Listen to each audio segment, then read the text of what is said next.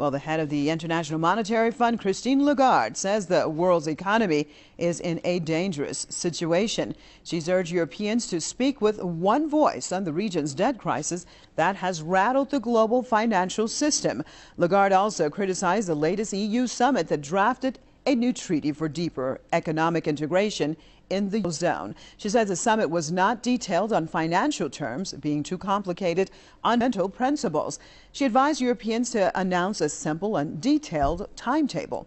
Europe's debt crisis began in Greece in 2009, now threatening France and even Germany. Last week, Lagarde said the IMF's 4% growth forecast for the world economy in 2012 could be revised downward.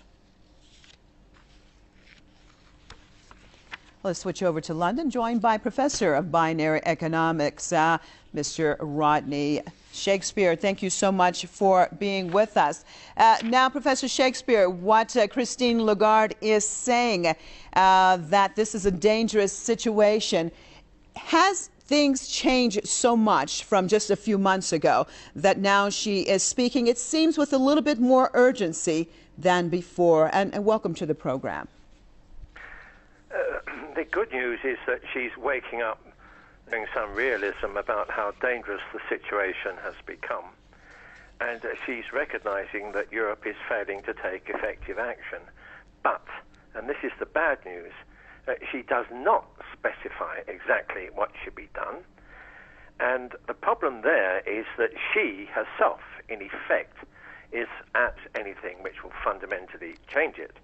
So, in effect, she's a talking puppet for a corrupt system, and she is not going to propose the one thing which needs to be done, which is for the national banks to issue interest-free loans in a large way for the benefit of jobs and ordinary people. Okay, so Professor, let's say that she knows exactly what needs to be done to salvage this system, but because, as you say, she's basically part of the system or a pawn of the system, verity of it. Why is she doing that? What can she accomplish from this? Well, she's a talking puppet who can accomplish nothing except to depress people and to ensure that nothing happens. That is exactly what the problem is. If she can't propose something which is going to actually change the situation and improve it, which means getting the money out into the hands of jobs so that people don't lose their homes, etc., then she should get out. The IMF is part of the system, and it does not have any means of fundamentally correcting what is wrong. So, Professor, where is the European economy, and should I say the global economy, headed in your perspective in 2012? Well, Christine Lagarde has rightly said that Europe is failing to take action. They're putting up things which are much too complicated. But the action that Europe proposes will also not be effective. It is, in effect, just kicking the can down the road.